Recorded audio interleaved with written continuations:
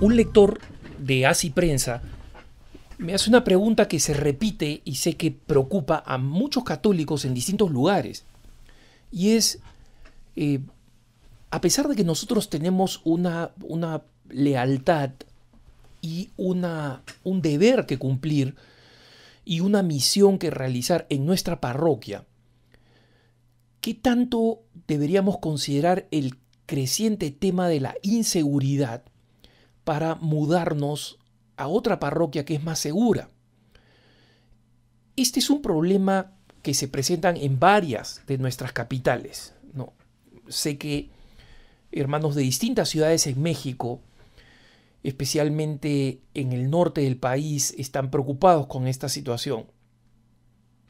En Honduras pasa lo mismo, en Guatemala pasa lo mismo, en Venezuela y en varios países más, dependiendo de las ciudades.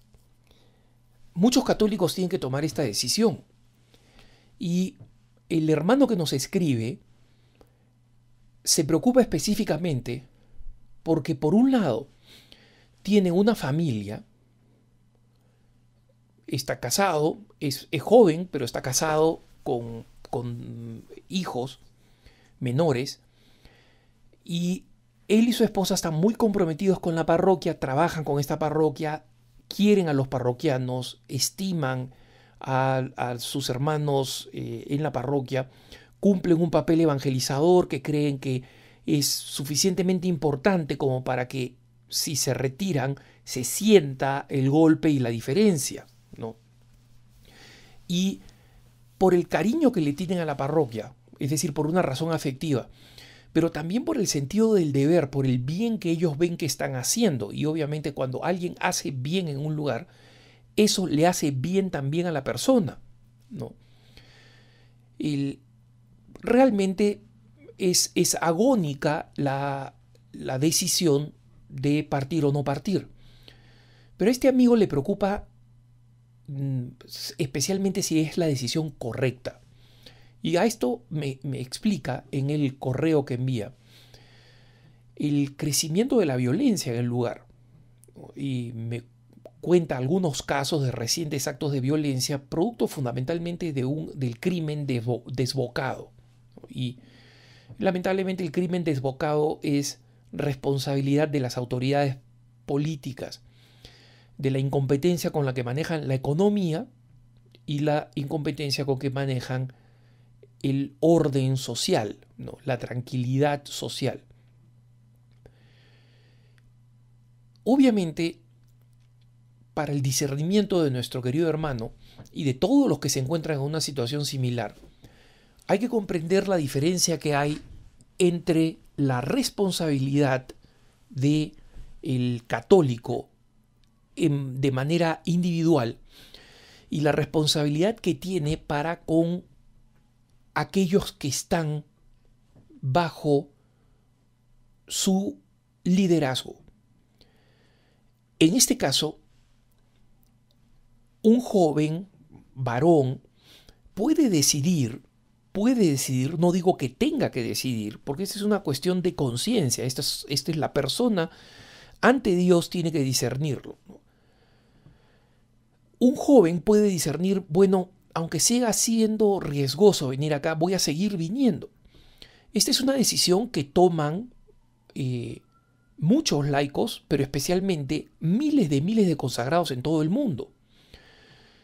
Los religiosos, los misioneros y misioneras católicos están en todos los rincones del mundo, en lugares donde solo sabemos que están cuando los asesinan, ¿no? En el norte de Argelia, cuando fueron asesinados estos monjes contemplativos franceses por una horda de asesinos fundamentalistas islámicos, por los que están misioneros en Pakistán, por los que son misioneros en distintas regiones del mundo, donde existe el peligro ya sea de la persecución religiosa, ya sea de la violencia local, violencia por guerrillas, violencia por el tráfico de drogas, como hemos visto en México, por ejemplo, donde es el número más alto de evangelizadores que han muerto en el 2014. En consecuencia, me parece importante comprender que esto forma parte de la responsabilidad del católico. Pero un católico que está casado y que tiene hijos pequeños, su primera responsabilidad es su iglesia doméstica y en consecuencia tiene que proteger a su iglesia doméstica. Tiene que proteger ante todo a aquellos que Dios le ha puesto bajo su responsabilidad. Y en consecuencia, el discernimiento ya no se vuelve difícil, honestamente, ya no es difícil. El discernimiento se vuelve bastante sencillo y bastante directo y bastante claro. O se hace lo necesario para proteger a la familia, y si lo necesario para proteger a la familia requiere no abandonar la vida cristiana, pero mudarse de una parroquia a otra, pues así es muy probable que tenga que ser. Yo sé que hay situaciones extremas, sé de muchos misioneros, por ejemplo del camino neocatecumenal, que van con su familia, 6 hijos, a zonas bastante peligrosas. Pero ese es un discernimiento especial que tienen que haber hecho bajo circunstancias muy especiales. En lo cotidiano, en lo normal, le corresponde a un padre, en este caso el que me hace la pregunta, decir: yo voy a proteger a los míos. Esa es mi primera responsabilidad ante Dios, porque me parece bueno, noble, admirable, heroico. Me parece absolutamente compatible con lo que a mí me gustaría hacer, que es también ponerme en situación de poder arriesgar mi vida con un espíritu generoso. Pero yo soy consagrado, no tengo una familia que depende directamente de mí. Y en consecuencia puedo tomar esas decisiones. Y deseo tomar esas decisiones. Pero cuando está de por medio una responsabilidad como la responsabilidad familiar, las prioridades son otras. El apostolado no es la primera prioridad. La primera prioridad es siempre Dios, y no es lo mismo que el apostolado, porque se puede hacer apostolado en otro sitio. Y esto lo digo con dolor, porque cuando el hermano me dice el bien que están haciendo en una parroquia acosada por el crimen en la región donde están, se me parte el corazón, y lo último que quisiera hacer es alentar a que las fuerzas evangelizadoras abandonen estos sitios. Los católicos no hacemos eso. Pero en este caso concreto se trata de un evangelizador que tiene una responsabilidad familiar, y su primera responsabilidad es para con la familia. Y si es que las circunstancias están realmente amenazando directa y claramente a la familia, número 1. Y número 2, están amenazando directamente y claramente a la familia de una manera que no puede prevenirse, es decir, no pueden mejorarse las circunstancias de seguridad, tal vez incrementando la seguridad en el hogar, tal vez cambiando los horarios o el modo de desplazarse, si es que no existen medidas curativas. Entonces solamente queda la medida de fondo, la medida radical. Y una vez más, agradezco el testimonio de este hermano que agoniza verdaderamente con este discernimiento y con esta decisión.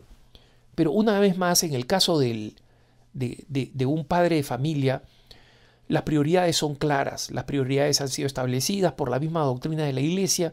Cuando nosotros leemos el documento de la Familiaris Consortio, por ejemplo, ¿no? Es decir, la comunidad familiar, este bellísimo documento del Papa Juan Pablo II, nos queda claro qué es lo que hay que hacer y por dónde caminar en esta vía. En consecuencia, oremos para que las soluciones se puedan encontrar. Oremos para que en nuestras ciudades donde existen estas situaciones de violencia trágicas, la gracia de Dios actúe. Y la gracia de Dios actúa. A veces creemos, no, a Dios no lo metamos en política. Esto no es política partidaria, hermanos, esto es política de gobierno. Y Dios, cuando ilumina los corazones y las mentes de las personas, cuando las personas dejan que su mente y su corazón sean iluminadas por Dios, cambia las cosas, cambia las cosas. Quiero recordar solamente el hecho de que Dios mismo me parece que dio un signo bastante claro cuando en el Perú, en el momento de máxima inseguridad a consecuencia del terrorismo de esta banda asesina de Sendero Luminoso, venía realmente azotando el país y hundiéndolo en una verdadera tristeza y un estado de depresión terribles. La violencia era mortal, era asesina, golpeaban donde querían y cuando querían. El gobierno era totalmente incapaz de prevenir estos ataques. Y exactamente un año después de que el entonces arzobispo de Lima, el cardenal Augusto Vargas Alzamora, iniciara una campaña de oración del Rosario para la paz en el Perú, exactamente un año después, un sábado, Día de la Virgen María, cae capturado el principal líder y sus principales asistentes de Abimael Guzmán Reynoso, el líder guerrillero terrorista. Y recuerdo el día siguiente, porque vivía en Lima y estaba el domingo, al día siguiente, desplazándome de una comunidad a otra de la Sociedad de Vida Apostólica a la que pertenezco. Y recuerdo el clima absolutamente apacible y contento cuando pasé, por ejemplo, delante del parque de Barranco, que está justo frente a la parroquia de Barranco, en este distrito bastante antiguo de Lima, y ver otra vez los parques llenos de niños, las familias, ¿no?, con globos, con algodones de azúcar. No era algo que había desaparecido, pero era algo que había disminuido sensiblemente. Y cuando yo veía esta paz y cómo esta paz había llegado al año exacto de que el cardenal Augusto Vargas Alzamora había convocado esta campaña de oración, veo cómo Dios puede realizar cambios absolutamente repentinos del terror en el que vivíamos ese día por la noche a la alegría que se vivió a la mañana siguiente. Fue un cambio repentino que demostró que Dios es capaz de intervenir cuando nosotros lo dejamos intervenir y que vale la pena hacerlo y confiar en su acción. Que tengas un buen día.